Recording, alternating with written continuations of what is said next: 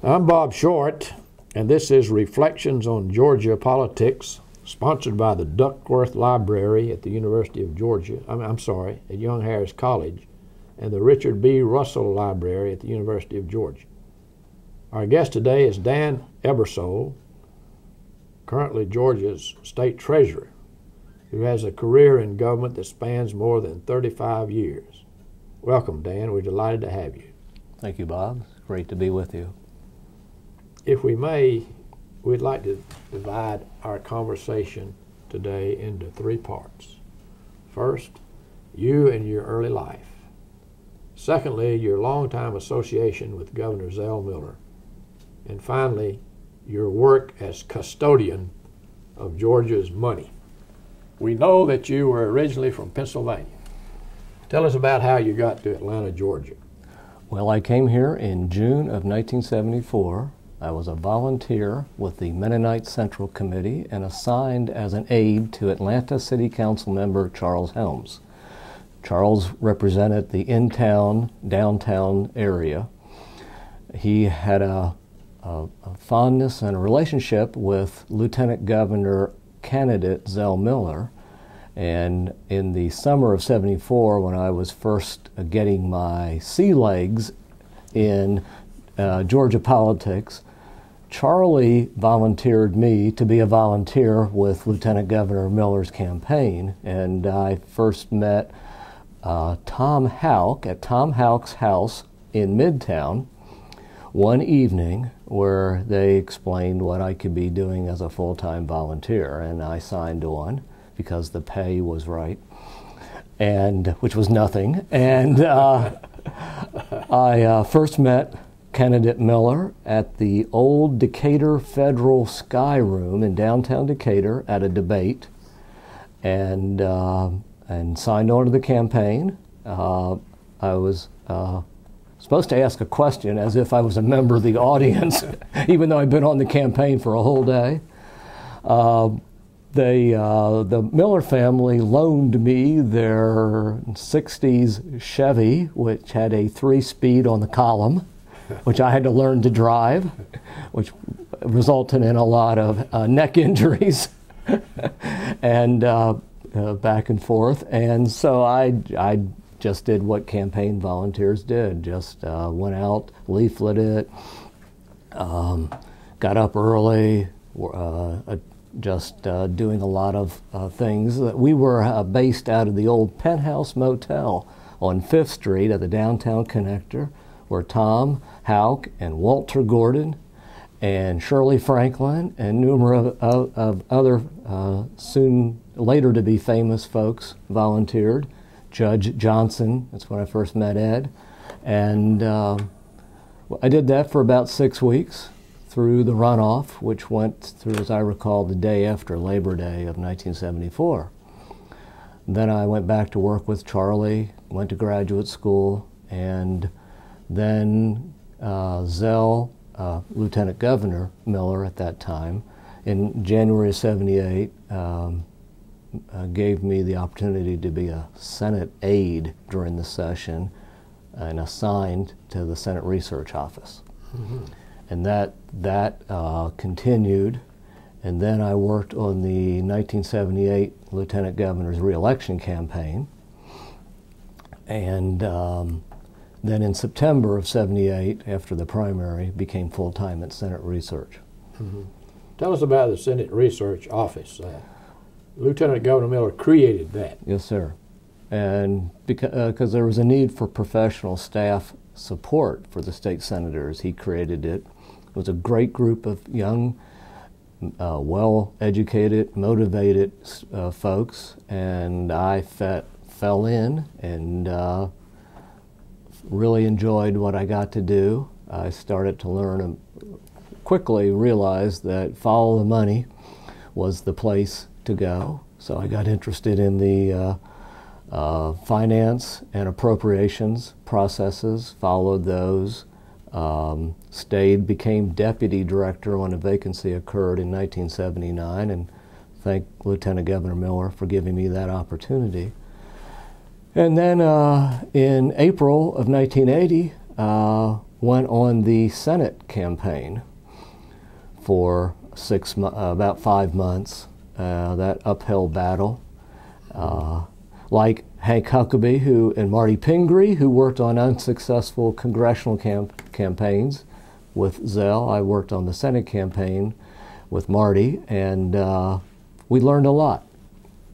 And then Zell, I returned to Senate Research as the director in October of 1980 when a vacancy occurred, and I was the director of Senate Research for 10 years, getting to work very closely with Lieutenant Governor Miller and other Senate leaders, and that made me what I am today.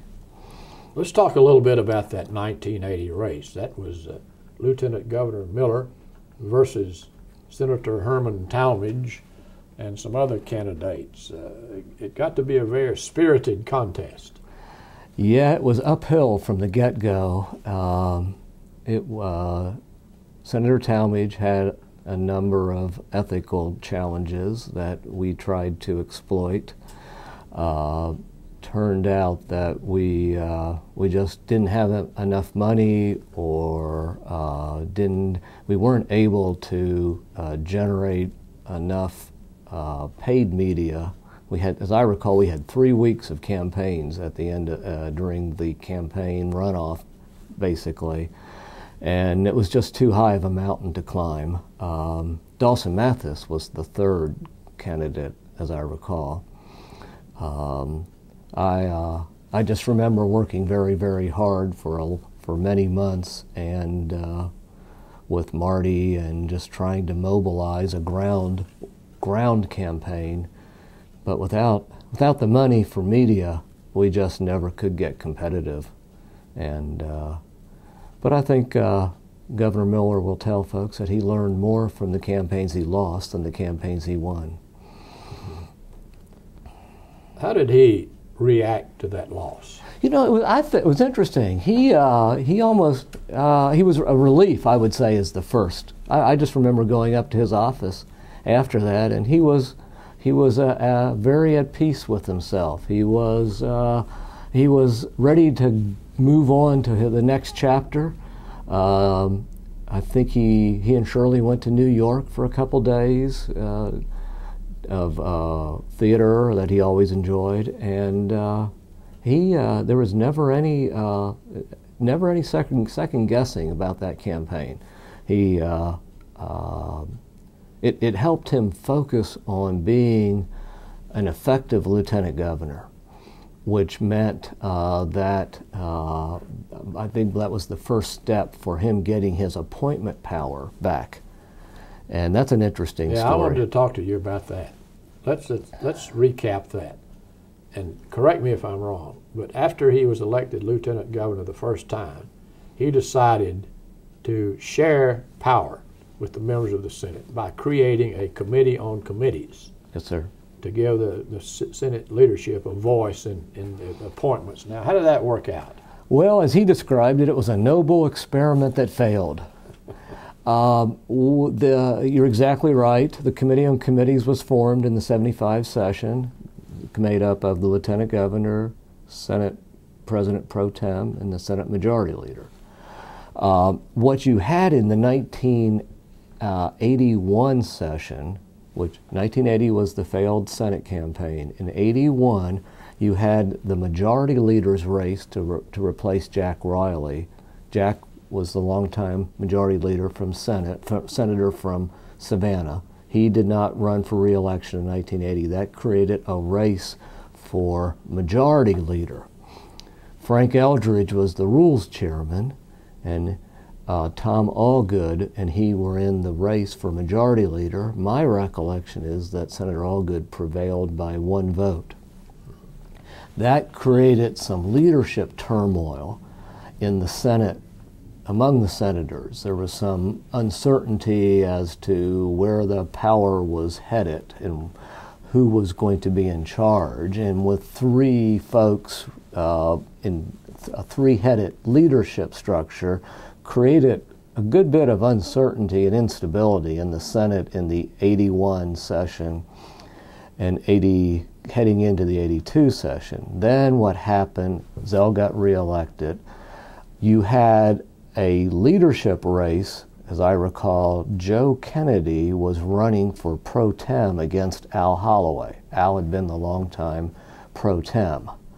I remember Zell talking with me about helping Al stay in his position as a member of the Committee on Committees, the leadership.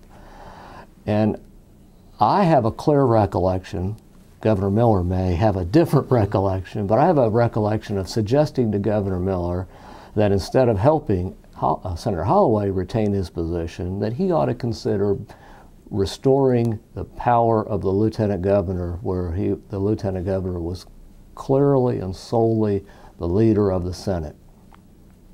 I have also this recollection of Lieutenant Governor Miller at that time sitting there, not saying anything, and then leaving. And a couple days later, beginning a campaign where he was a master. He was the very best at knowing how to get senators to do what he wanted them. And he began, that's when he started with the noble experiment that failed, and he began his campaign to restore the sole appointment powers to the lieutenant governor. He was successful, and that was really important for him, becoming a strong leader. He had been lieutenant governor for 8 years. I think it significantly improved his ability to lead the Senate, and then ultimately that led to strengthening of his position when he ran for governor in 1990. Mm-hmm. Another of Miller's changes in the rules, as I recall, had to do with the opening of conference committees to the public and to the media. That did not go over well with House Speaker Tom Murphy.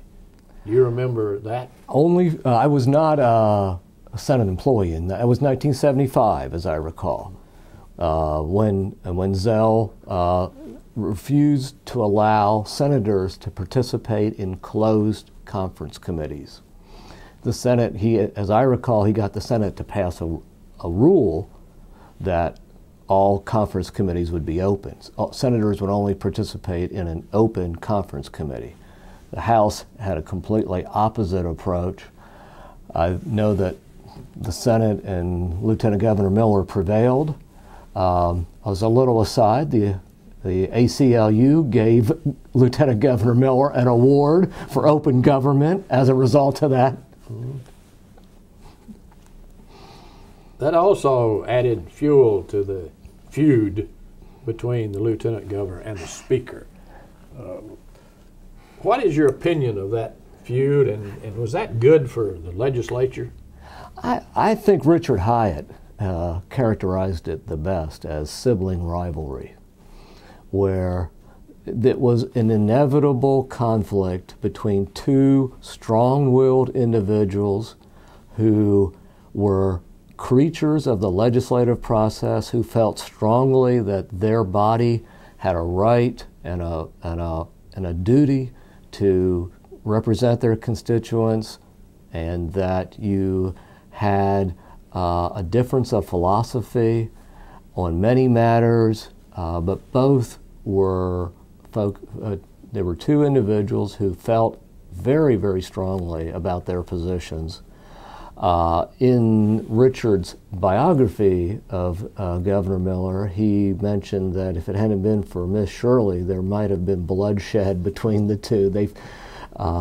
I really think it was an inevitable conflict based on the structure, the situation, and the personalities.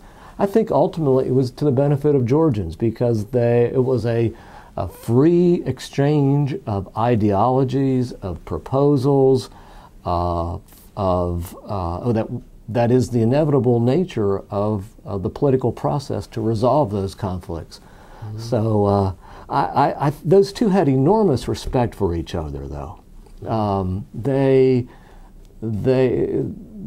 was not personal in the sense that they didn't call each other names, they didn't insult each other. It was more based on their positions and the proposals and the defense of the legislative bodies they led. Mm-hmm.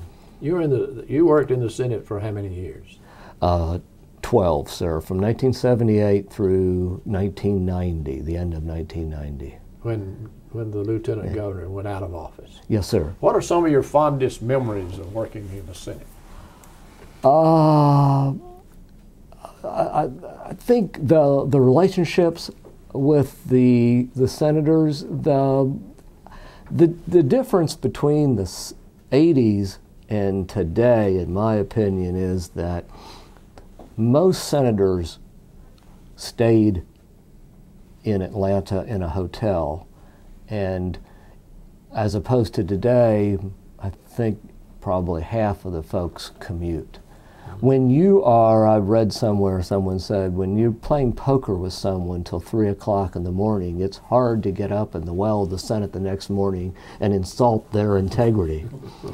Those relationships were deep. When I got here in '78, 52 of the 56 senators were Democrats. There were 4 Republicans. So the Democratic Party had to compromise among its factions. The senators represented deep South Georgia to extreme North Georgia, the cities, suburbs, and the Democratic Party had to represent all of those views to come to a middle ground proposal. And I think that's one of the things Lieutenant Governor Miller did extremely well, is to forge that consensus position. But the folks were all here, and I remember folks like Bill Fincher, a delightful gentleman from Chatsworth, one day had his name badge upside down, and I told Senator Fincher, I said, Bill, are you aware that your badge is upside down? He said, well, that helps me read it better.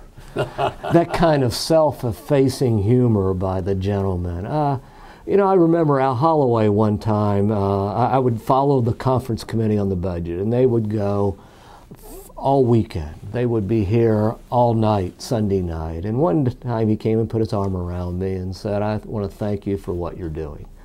Just little things like that. These were dedicated servants. These were folks who put in long hours, who really forged a consensus to help the state make progress. Really didn't know what a good job it was. I do remember in the summer of 1991, to jump ahead, Hank Huckabee was budget director at that time. I was the deputy budget director. Zell was governor. We were driving back during the special session where we cut the budget in '91, and Zell looked at us and said, we had the 3 best jobs in state government last year, and we gave it up for this. So I really think I didn't know what a good job I had at Senate Research until I moved on and had much more responsibility. But I do want to say I did develop an appreciation for the sacrifices that senators made by serving. I remember what Tom Allgood said one time when Zell was governor. He said, it's gotten to be such a tough job that anybody with the sense to be senator has enough sense they won't run. So I have an enormous appreciation for our public servants who give up so much sacrifice for their state. Besides Holloway, who were some of the other most influential and colorful members of the Senate? You'd have to start with Culver Kidd as influential and colorful. And always, I knew that when Culver was insulting me in a friendly manner, I knew I was on good terms with him. It was when he was being nice to me, I got a little nervous. But he was someone who worked 80 hours a week on the job, represented Baldwin County so well, who knew so much, who knew the legislative process inside and out. And I'd start with Culver. Al Holloway, who died in 1987, Joe Kennedy was pro tem in there, and then later ran for lieutenant governor in 1990. Frank Eldridge was rules chairman. Tom Allgood was the majority leader. One of my a friend said that, you know, if you needed one person in the Senate to represent you, who would it be? And we all agreed it would be Tom Allgood. He would be your best advocate in a court of law. Paul Coverdale was minority leader then, and Paul was a surprisingly influential senator from a minority party in the extreme minority. He got, for example, he got motor vehicle safety inspections repealed because they were not cost effective. Another influential person was State Senator Bob Bell, who ran for governor in 1982 and lost. Bob was able to get some things done. One of my favorite memories is Zell Bell. I'll take some credit for bringing those two together in the 1980 session. Bob's position was that you should not pay cash for buildings. You should borrow. It was an appropriate use of state GO bonds to borrow to build school buildings, for example. The governor's proposal was to pay cash. I looked at it, talking with Bob. We said if you bonded those cash projects, you would free up money for teacher pay raises. That was very attractive to Lieutenant Governor Miller, who was running for Senate, or was about to run for Senate. It was not publicly acknowledged that during the 80 session. So they created Zell Bell. I have a fond memory of Bob Bell presenting that proposal to the Senate Appropriations Committee, to which Chairman Paul Brown Sr. said, "That's the craziest thing I've ever heard." It was defeated. Well, then Zell got involved, and guess what? On the floor of the Senate, it passed. So then there was a compromise with the House as to the amount, but it did result in teachers getting a larger pay raise as a result. And that's one thing about Zell. Zell was, from the very beginning, passionately committed to improving public education. And that is a storyline that goes throughout his career. And when we get back to the lottery, I'll be glad to talk about something that's very appropriate to that. Well, Miller waited, 10 years before he ran for governor after his defeat in 1980. In that election, Miller sought outside counsel in James Carville and Paul Begala, who later became famous, as you know, with Bill Clinton's campaign. Did you know those fellows? Well, I was a state employee, and so I only occasionally would interact with those folks. I be in a couple meetings here and there. I heard Dr. Wrigley has had the first-hand experience, and he can tell you, I'm sure he has told numerous stories, or regaled the camera with stories about Paul and about James and Paul. I had mostly indirect, secondhand knowledge of their escapades. It was, but I do know that James was instrumental in helping to develop a message around the lottery. Now, the lottery predated. Lieutenant Governor Miller's proposal for the lottery predated James and Paul. He proposed the lottery in the 90 session, and it failed, it passed the Senate and didn't go anymore, which was good. That gave him a reason to run for governor. What I alluded to earlier was something that I will take some credit for, is when Zell started talking about the lottery to three of his advisors, Dr. Wrigley, Bill Stevens, and me, Zell said, I think the lottery should go for education, and I agreed.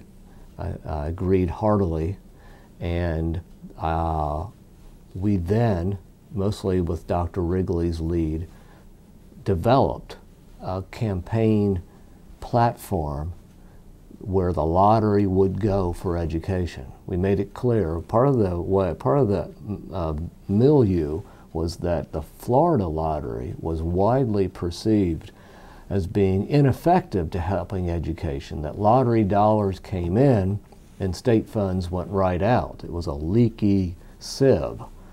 And Zell made it very clear that the lottery would go for new programs, and including pre-kindergarten and scholarships. And that was something that resonated with the public, where James and Paul, I think, were instrumental in all that, were developing that message, tailoring that message. But I think it's indisputable that a lottery for education, for scholarships and pre-kindergarten, and did a little bit for computer equipment and telecommunications. That was very popular. People agreed that was a good thing, and and Zell delivered. Whose idea was it to make the lottery a corporation and not a state agency? Well, I was in the budget office when that was going on. Cindy Wright was the governor's counsel. Dr. Wrigley was the governor's senior executive assistant, and Keith Mason was the governor's chief of staff. I think those are the folks who developed the format. I do know the intention was to keep lottery out of politics. We learn from other states' experience. We learn from Florida's mistakes. We learn from other states' experience. We needed to keep the lottery independent and let the lottery do what it's good at, which was to sell tickets and use the proceeds. Our job was to make sure that the proceeds were going for the intended purpose, to benefit Georgia's children. Let's talk for a minute about Governor Miller's senior staff. In addition to you, most of the inner circle was composed of longtime aides and assistants. You mentioned some of them. Give us a brief synopsis of how he operated with his staff. He used to say that he always wanted a group of bright young men around him, and people like Dr. Wrigley, Keith Mason, Cindy Wright, who's a bright young woman, Howard Meade, another bright young man. I think it really speaks highly of Zell that he wanted those kinds of folks who could challenge him. He didn't want a bunch of yes people around him. He wanted folks who had experience, knowledge, and I'm remiss to omit Hank Huckabee, who went back all the way back to Young Harris in the 60s with Zell. Hank was Zell's first budget director. I was Zell's deputy budget director for the first 2 years. Those were the kinds of people. Hank had been a department head. Steve had been Zell's chief of staff. Keith had been in and out of politics for a long time. Cindy was counsel for Hank at the Housing and Finance Agency. Those are folks with 10 to 15 to 20 years experience, mid-career folks, who could, when Zell became governor, could hit the ground running. It needed to, because Zell took office in the middle of a financial crisis similar to what we've gone through in the last year and a half.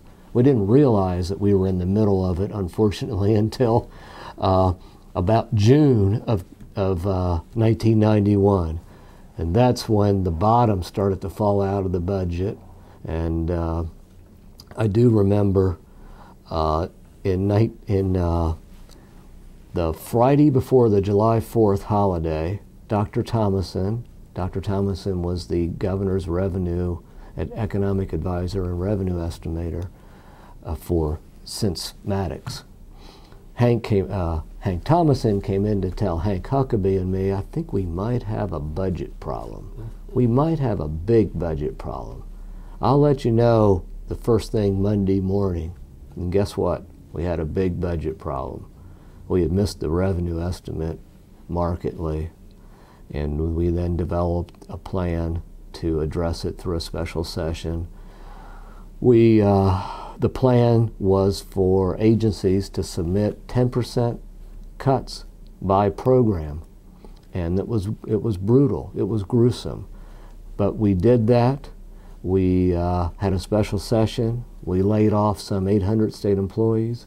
We cut a lot of programs. It was hard. It was tough, and but it resulted in a lower base, a more efficient state government. And then when revenues came back towards the end of Zell's first term, he was able to do some really good things around education, teacher pay raises, a tax cut in 1994. While the budget was really bad, he was at least he had the lottery proceeds to spend. So that was the first stage, 92 and 93, we had lottery proceeds. In 93 and 94, we started to have general fund revenues come back. That coming together gave him something positive to talk about during the 1994 campaign. But before we get to that, I did want to mention one thing, that when Hank and I went to see Zell right after the July 4th holiday, to tell him, you got a big problem.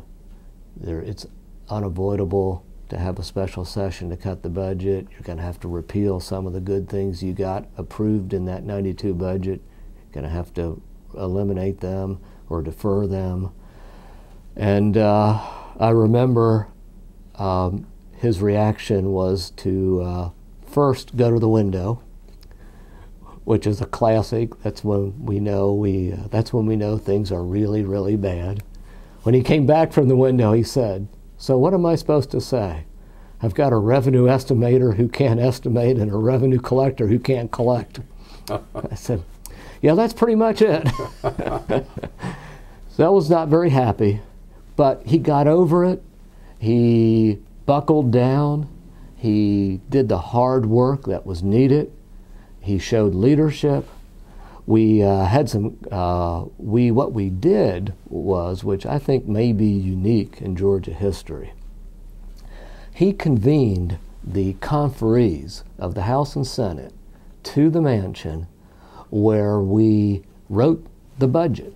95% of the budget was written before he introduced it in the special session. We had reached agreement on 95% of the items.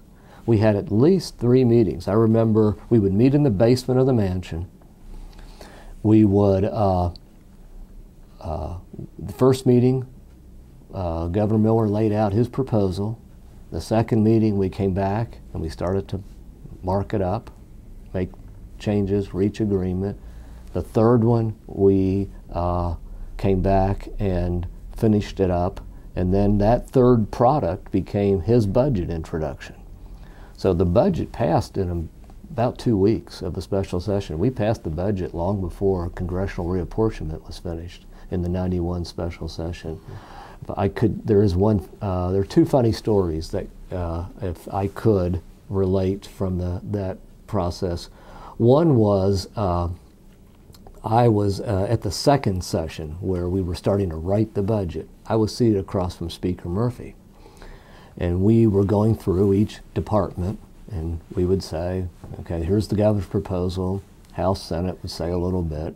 Well, we got to corrections, and there was a proposal that Speaker Murphy objected to, and the Senate didn't say much. And so Speaker Murphy said, Governor Howard, what's the Senate position on this? And Lieutenant Governor Howard said, we're not prepared to take a position at this time. Well, I'm sitting across from the Speaker. He stands up, doubles pirouette, throws his pen down and says something I'm not allowed to repeat on camera, that he'll be blank blank if the House will sit there and spill its guts and the Senate won't take a position. Well, that broke the ice, and we made a lot more progress after that. The second story was Governor Miller was determined to cut the fat out of state government, and his position was that I'm drawing a blank.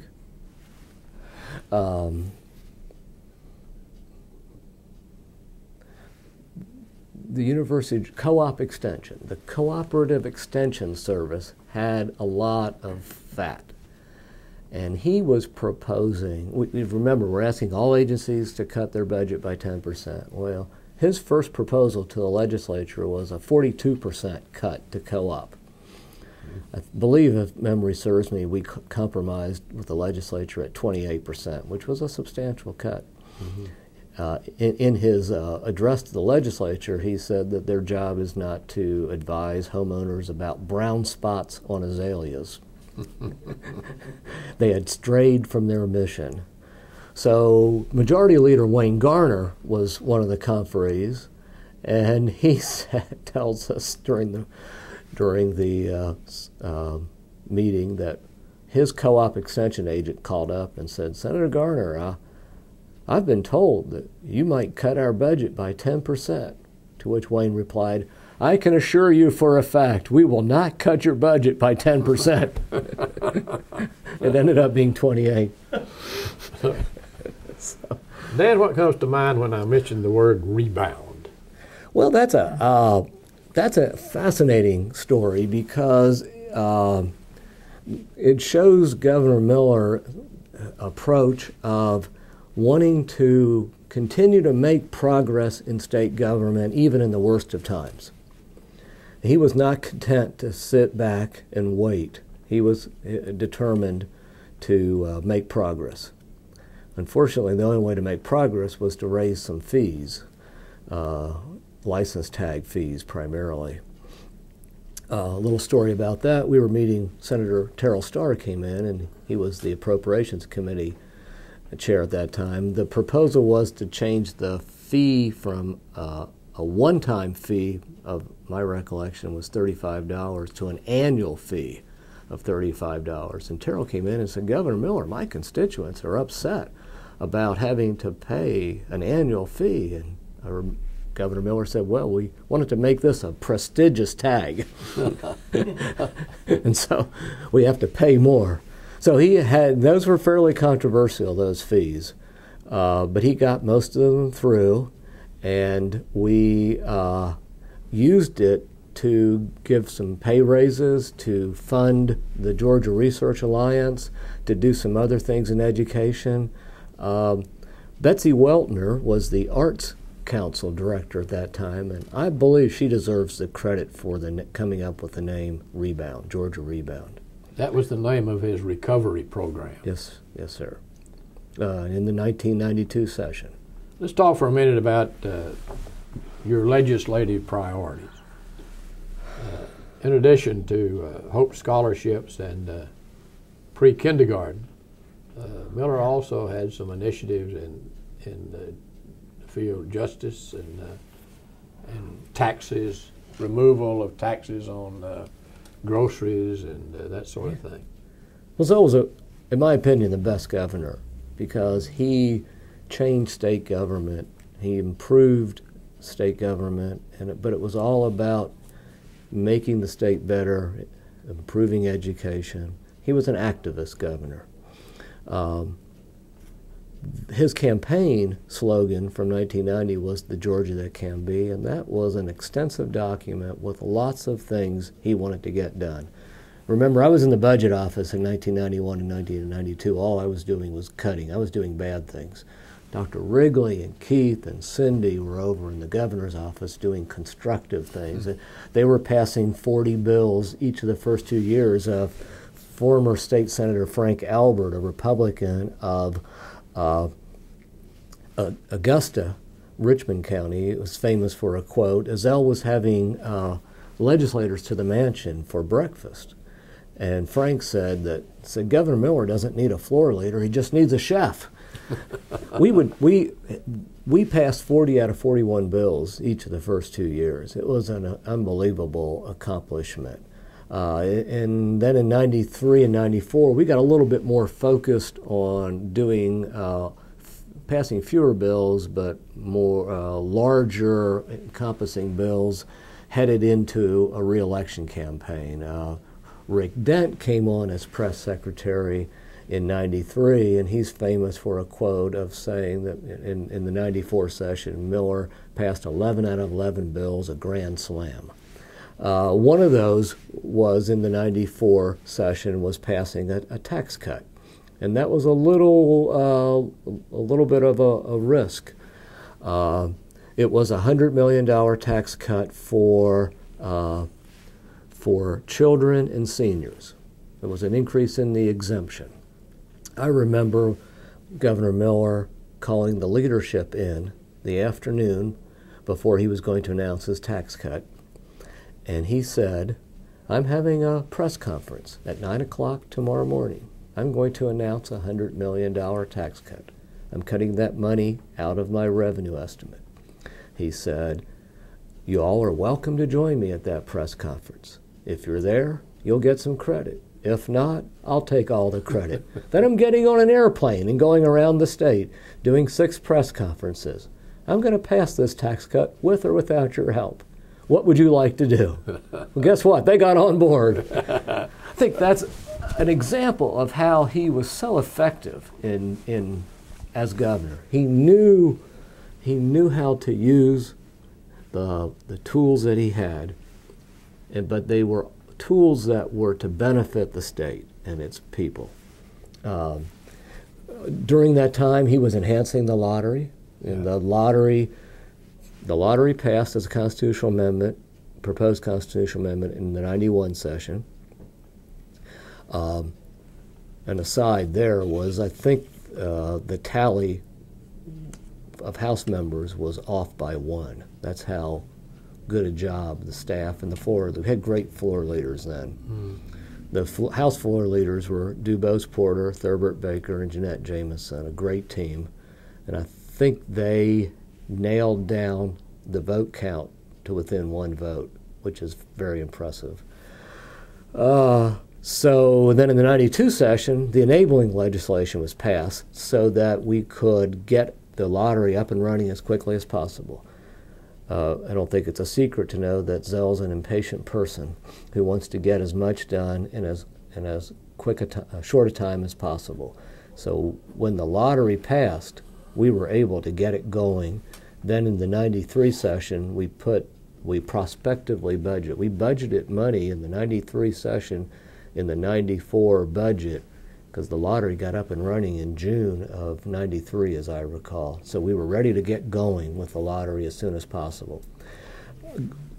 Shifting ahead to the campaign, there's a famous quote from Guy Milner's pollster the day or two after the 94 election by saying, "You wouldn't believe how many people we had in a focus group who knew someone on either the Hope Scholarship Program or pre-kindergarten."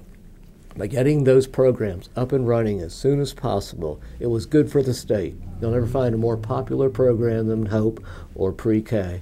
But it was also good politics. And I think the fact that Zell in the 94 re-election campaign was able to talk about the accomplishments, how the lottery worked, as he said it would, how it benefited Georgians, was instrumental in his re-election. He gave Denmark Groover credit for helping him pass the lottery. Yes, the story I remember from Denmark's speech is that Denmark got up and said, "There are 3 things a man will do. He will drink, and eventually his stomach will stop that. He will chase women, and eventually he will get too old for that. But he'll never be too old to gamble. And if men are going to gamble, we might as well let the state take advantage of that and help our children, educate our children. And he made a closing argument and asked people to vote for the lottery. It was very instrumental, very influential.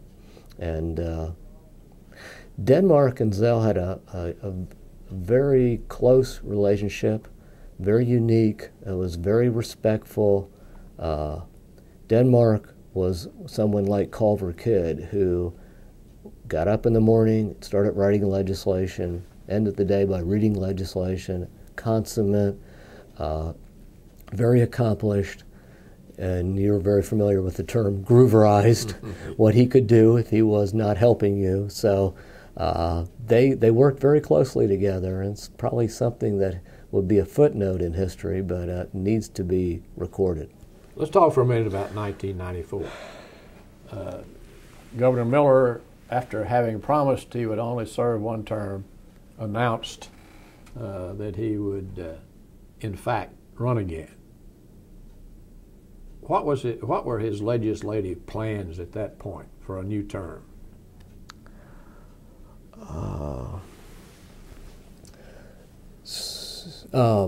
Well, this is a long way, and I think there's a certain point at which I get a little hazy.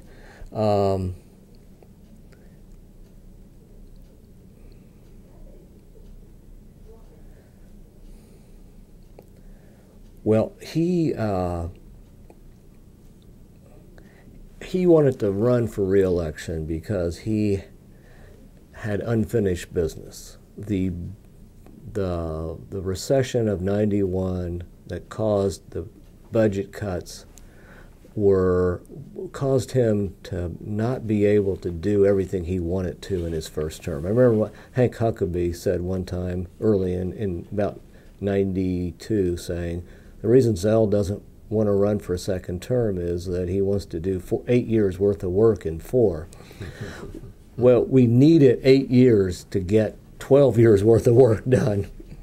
One of those delayed priorities was the food exemption. And the food exemption is something Zell taught his students at Young Harris in the 60s. And we didn't have enough money to do the food exemption. Now, when the a combination of economic growth in the mid-90s and a well-managed budget, we cut out a lot of fat in the '91 special session. Zell watched the budget like a hawk. He wanted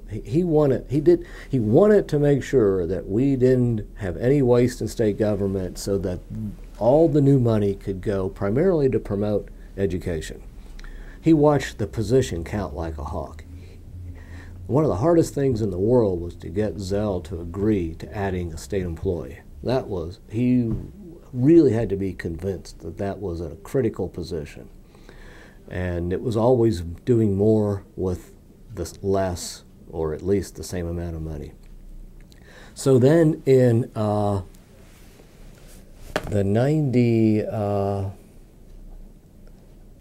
95 session, the General Assembly late in the last day of the session passed a property tax cut, which Attorney General Bowers opined as unconstitutional.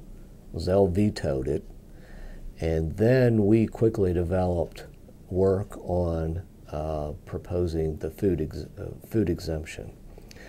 My recollection is that we proposed that in late '95. It got adopted in the '96 session. It was phased in, taking effect 2%, taking effect October 1st of '96, additional 1% October 1st of '97, the last 1% in October of '98. So he got it done in his term.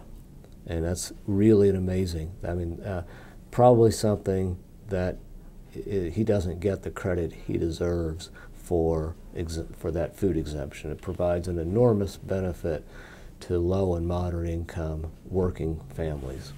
I think history shows that he was very successful at working with the legislature, except for the time that he attempted to change the Georgia flag. Yeah, he was ahead of his time. Shirley used to say that Zell was always 6 years ahead of his time, and that's on average about right. You know, he saw it as a divisive symbol. He wanted a symbol that unified the state, and he proposed that, and that would have been in the '92 session. I remember, no, he would have proposed that in the '93 session. He proposed it in the fall of '92. It was considered in the '93 session. The Senate passed a version which I think had a referendum attached to it. We didn't have the votes in the House. One longtime staff member I neglected to mention is Cap Hicks. And Cap came in and told me, he said, "I think this will be the first thing the boss gets beat on." I remember coming in on one Sunday afternoon after the Senate passed the flag proposal, writing a memo to Zell and faxing it to the mansion. That was before email.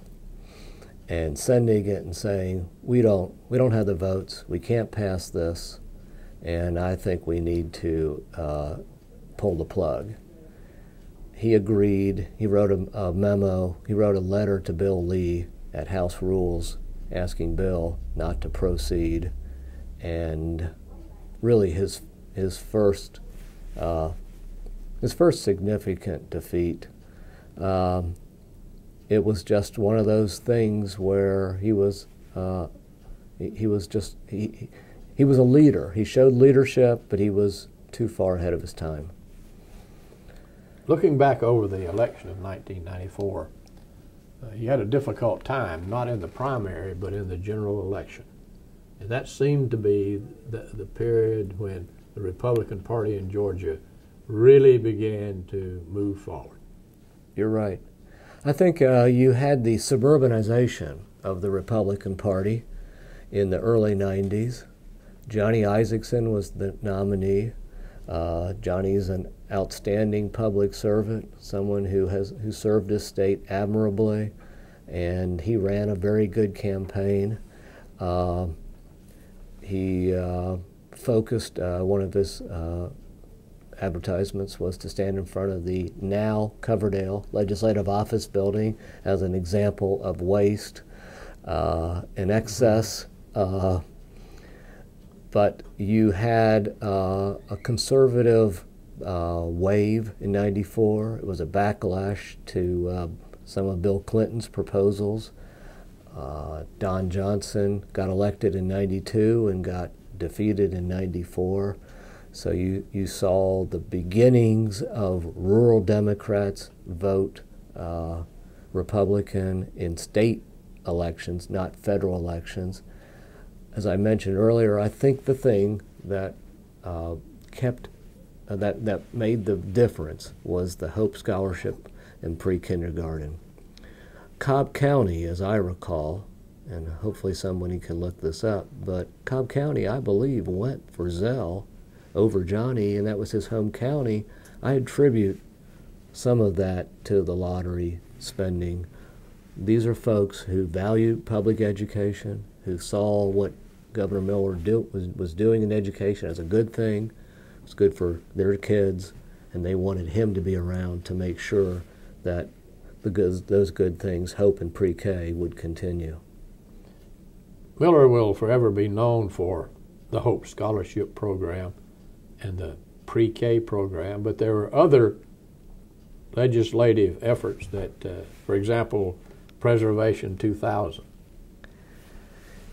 Yeah, that was something. Zell was always an environmentalist in the positive sense of the word, and he wanted to make his mark by preserving his goal of 100,000 acres, preserving 100,000 acres. And he got that done in his first 4 years, and it was a unique program. It involved working with the private sector, Georgia Power, for example, donating conservation easements on thousands of acres. The state, through bonds, purchasing many thousands of acres of land in endangered and sensitive areas. And then other ways that Joe Tanner took the lead on at that time. Joe Tanner was the commissioner of DNR, and then Lannis Barrett, who worked very closely with Joe. They put this together. They sought out partnerships. We worked with the Woodruff Foundation, for example, to get their donations. It was a classic public-private partnership that benefited the states. It's something Zell should be proud of. In his second term, when he was running for re-election, he campaigned on River Care 2000, a very similar program, but focused on rivers like the Altamaha, Ocmulgee, very sensitive areas, and that's continuing. In my current job, I serve on the State Properties Commission, and practically every meeting we're preserving land along one of those rivers. And so it's continuing. The long stretches of these sensitive areas have been preserved, and that's something that's another, perhaps because the lottery shines so brightly, people don't see the other accomplishments, such as Preservation 2000 and River Care, that we should not forget some of those great accomplishments. Privatization of state property. And privatization of state initiatives. That began, I believe, in May of 2005, and that's the connection with the transition for Joe Tanner. Joe left DNR, as I recall, to be the governor's privatization initiative. I think this is a continuation of Zell not being content to sit at ease, but to try something new. Zell wrote this book called The Death of Common Sense by Philip K. Howard. And he brought Philip K. Howard in to talk to his department heads, to say, you can't just rest on your laurels. You can't hide behind rules and regulations and not do the right thing. And that was what Joe came in to take a top-to-bottom look at better ways to run state government. And he got a lot of interesting and effective alternative delivery approaches in privatization. And then Lannis Barrett became the DNR commissioner, and Lannis did a great job as a DNR commissioner. And we upset one or two apple carts through privatization. We looked at all different kinds of ways to do things, and but the reason wasn't, Zell's reason to privatize wasn't for the sake of privatization. It was for the sake of running state government more efficiently, so he had more money to promote initiatives in education. I think you have to remember that in his 2005 inaugural address and his first State of the State and budget speech in 2005, he promised to raise teacher salaries to the national average, or to lead the set. That was a very ambitious goal. The goal we did achieve was to lead the Southeast. Georgia, by the end of his term, and then it continued, led the Southeast in average teacher salary. It was quite an accomplishment. Now, to do that, we had to raise teacher salaries by 6% per year. And then when we set that goal out, we knew that was going to require looking at existing parts of state government. And as I often heard Zell say, if I'm going to say yes to this education initiative, I have to say no many times to other good things, because we're going to get teachers to lead the Southeast. And so privatization was a way to enable that teacher salary goal.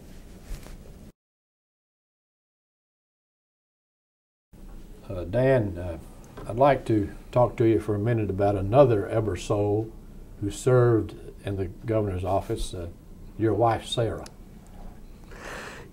I really think that that's the thing Zell's appreciated the most about me, was introducing Sarah to him.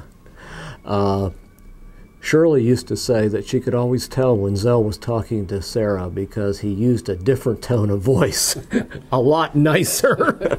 Sarah being, ladies and gentlemen, Mrs. Ebersole. Yes, yes. We got married in 1978, and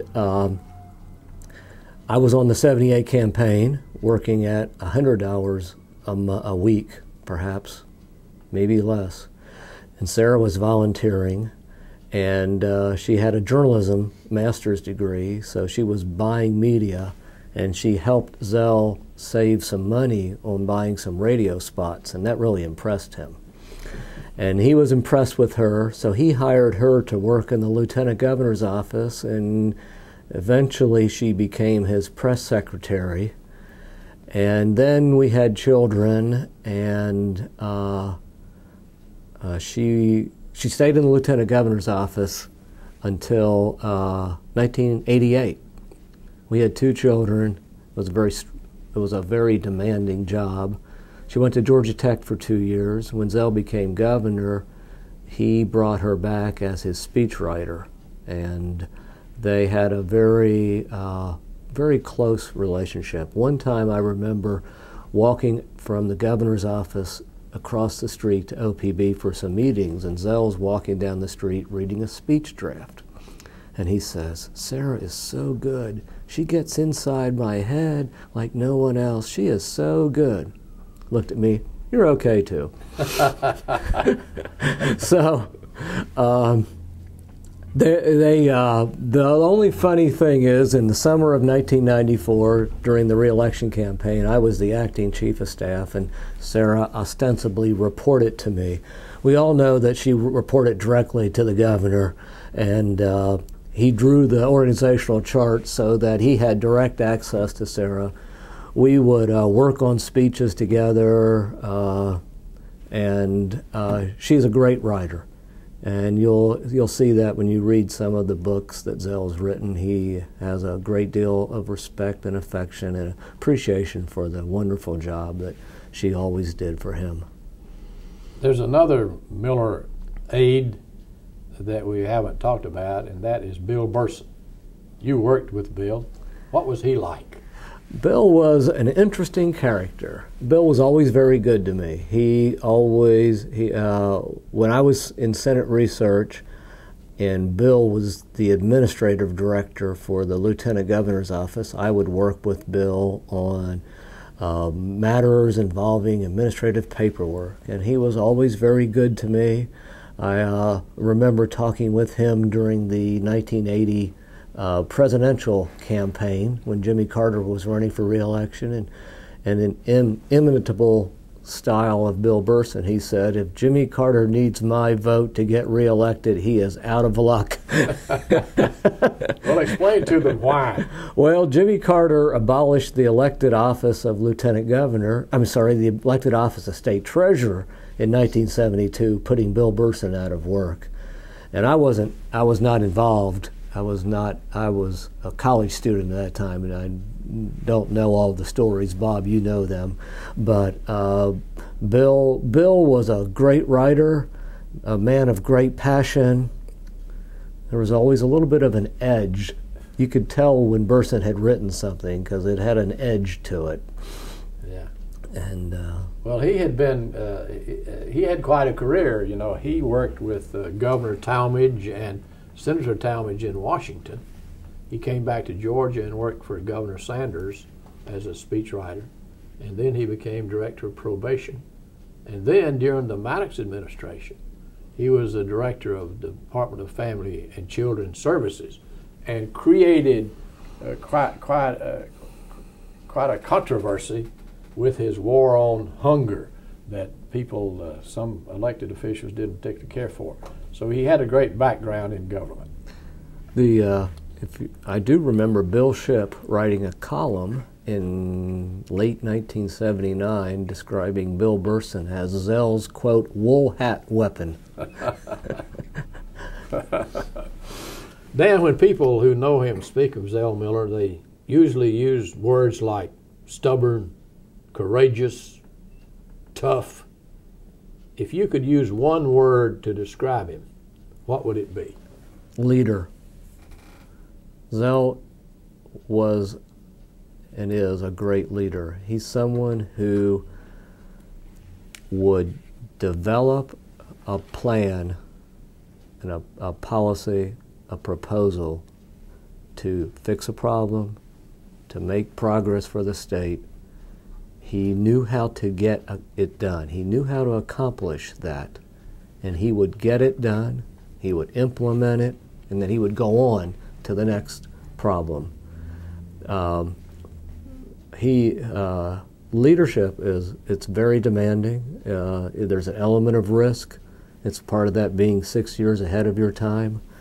But he made the state better during his 8 years as governor and 16 years as lieutenant governor. He gave his life to improving the state, to making it better, its citizenry better, having more opportunities. I think this state was when he left office in January of 1999, you can, by many indicators, quantitative and qualitative, you can say Georgia is much better. And that is, to me, a successful conclusion to his 2 terms and as exemplified by his leadership. Did you ever imagine that when the Williams Commission recommended creation of a state office of Treasury and Fiscal Services that you would someday be its head? No, sir. No, sir. I always thought of myself as a creature of the legislative process, something it just came natural to me, it seemed. I thought I would then in the budget, I thought I would always be involved in the budget. Then the opportunity came to work in the governor's office. And then, as I told Zell after the 1996 session, I went into him, just the 2 of us, and I said, I love you and I love what I'm doing, but this job is killing me. I can't, I've given you 6 years as governor, 6 sessions. I need to do something else. And he said, would you stay one more session? I said, oh, sure, of course. And then as department head vacancies came open, he would say, are you interested in this? And I'd say, no, not really. And the merit system came open. And he said, are you interested? And I said, no. And I said, well, let me think about that. Because at that time, the merit system ran the health insurance plan, 600,000 covered lives. And I thought, well, this could be interesting. I'm not a human resources person. I've always been a numbers person, a bean counter, as Zell would say, a propeller head yet. And so I thought about it. And so in the end of 2006, Zell, the governor appoints the Merit System Commissioner, and he named me, but not effective until April 16th. So during the 97 session, I was still in the governor's office, but I was the presumptive Merit System Commissioner. So when I got to the Merit System, we started making a lot of changes in the health plan.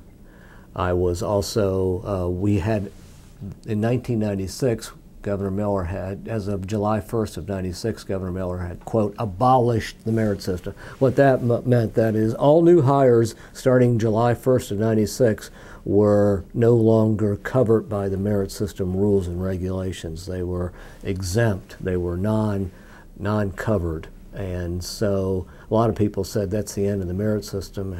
If you ask any state employee, they can't tell the difference about who's under the merit system, who's not.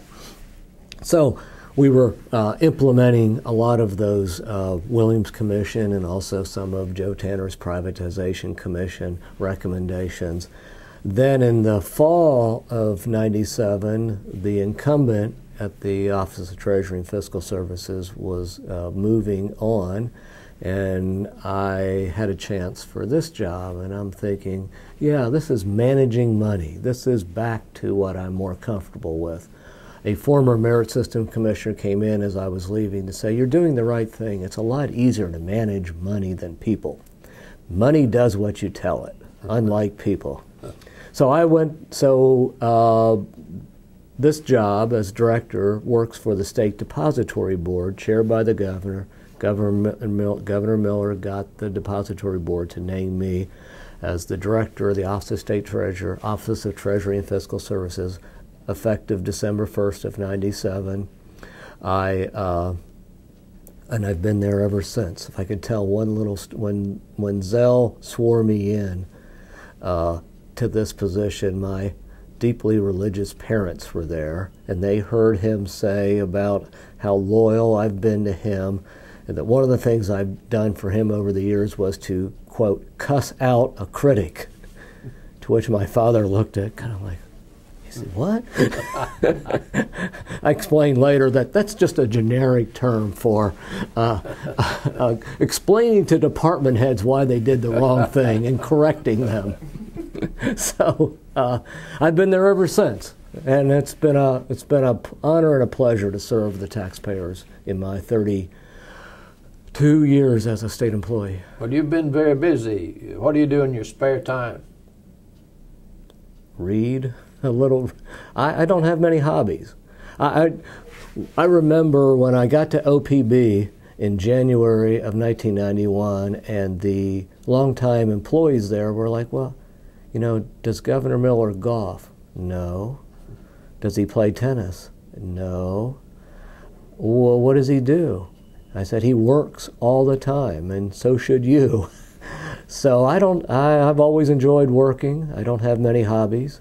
I've outgrown some of my hobbies. There are two things that I do give credit to Governor Miller for: in developing a love of country music, traditional country music, not this crap that they call country music today.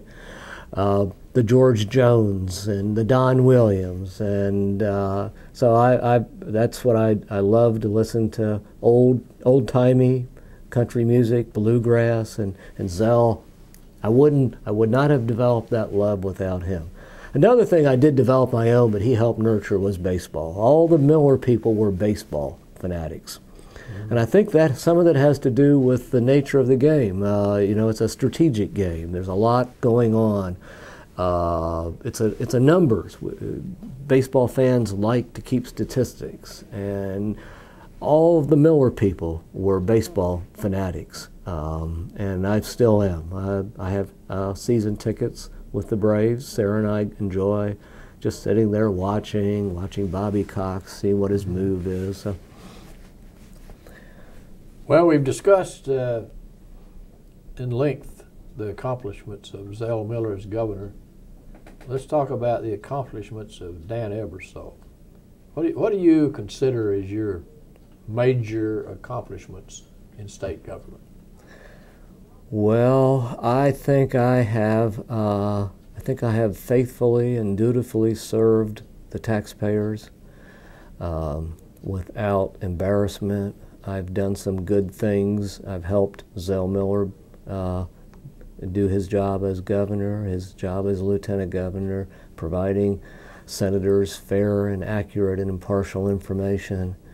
At the merit system, we reconfigured the health plan, developed the first PPO, preferred provider organization, which is now the core healthcare offering. At the Treasury, we've one of my favorite accomplishments is to have started the Georgia Higher Education Savings Plan. We've now named it the Path to College. I started that we launched it in April of 2002. We have 106,000 accounts at the moment, $750 million under management. We're helping Georgia families send their children to college. That is, I feel like that's a spiritual inheritance of Zell Miller. If he had been governor at that time, he would have done it. It's a complement to the HOPE program. It helps Georgia families do something that's really important, and I feel very passionately committed to that, promoting that program. We run an $11 billion money market. We started a second bond fund, a short-term bond fund that we offer to state agencies and local governments. That began in 2000. We started that. I've professionalized my office. I've done a lot of work with retirement systems. That's what gets me my notoriety. And we have really, I think, improved the professional management of the $62 billion in funds at the retirement systems. It's what I can do now to help teachers have a safe and secure retirement, as well as state employees. I think I have I've been a custodian of the public purse. It's been an honor. There's never been any allegation of misdoing.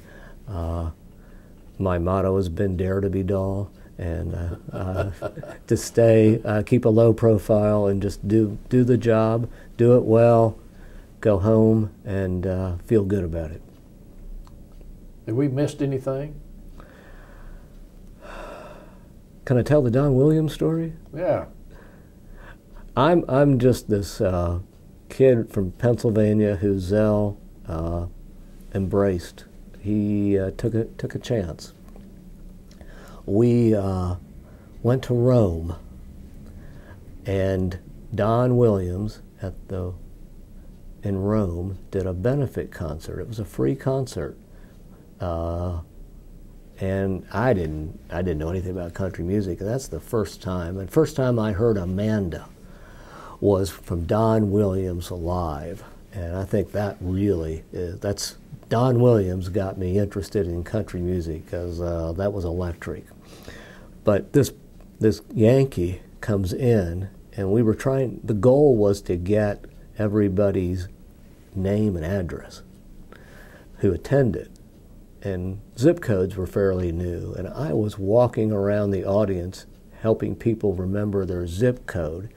And I swear I was an embarrassment, because I couldn't understand them and they couldn't understand me. I didn't know these little towns around Rome, and it was really hilarious in retrospect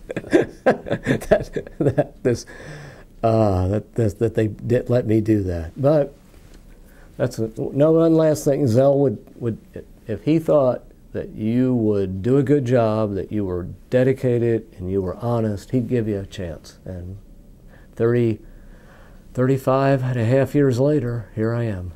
Well, it's been a pleasure talking with you. Thank you, Bob. Pleasure's all mine. Enjoyed it.